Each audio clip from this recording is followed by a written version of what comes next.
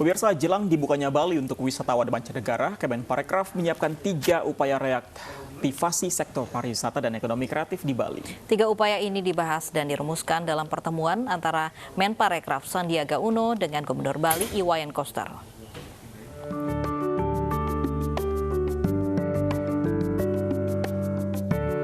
Bali terus dipersiapkan untuk dibuka bagi wisatawan mancanegara pada bulan Juli mendatang.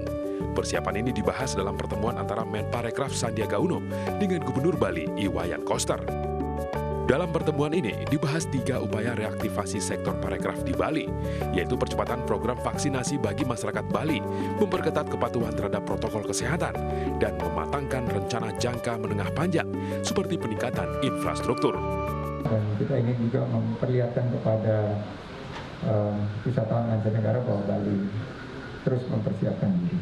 Mulai bulan Juli kita akan memulai program THC dan Bali kita targetkan 2 kali lipat dari tahun yang lalu. Jadi 1.200 destinasi wisata, hotel, dan restoran akan tersertifikasi THC. Kemenparekraf juga tengah merampungkan tahap akhir prakondisi kawasan San, Sanur, Ubud, Nusa Dua Bali yang sedang dipersiapkan untuk menerima kunjungan wisatawan asing. Oleh sebab itu, Kemenparekraf akan membantu pemulihan ekonomi Bali dengan beragam program tepat manfaat, tepat sasaran, tepat waktu, dan berkeadilan. Dari Badung, Bali, Bagus Alit, iNews melaporkan. Seorang pedagang cilok di Jember, Jawa Timur punya kisah yang sangat menarik. Ya, berawal dari modal Rp20.000, pedagang cilok itu berhasil jadi jutawan dan juragan properti.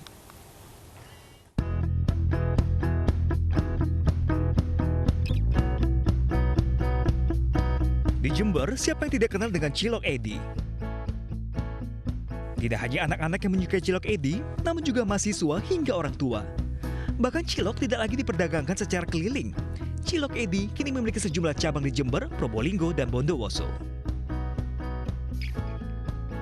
Setelah ditekuni selama 20 tahun dengan modal awal Rp20.000, Harsono, sosok di balik keberhasilan Cilok Edi, memetik hasilnya. Kini Harsono berhasil jadi jutawan dan juragan properti.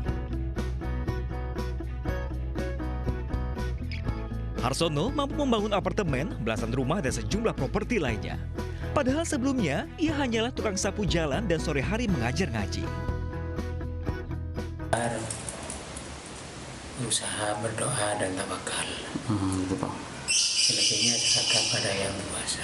Jual cilok, sampai sekarang bisa beli rumah, bisa punya kos-kosan, bisa punya apartemen, punya mobil.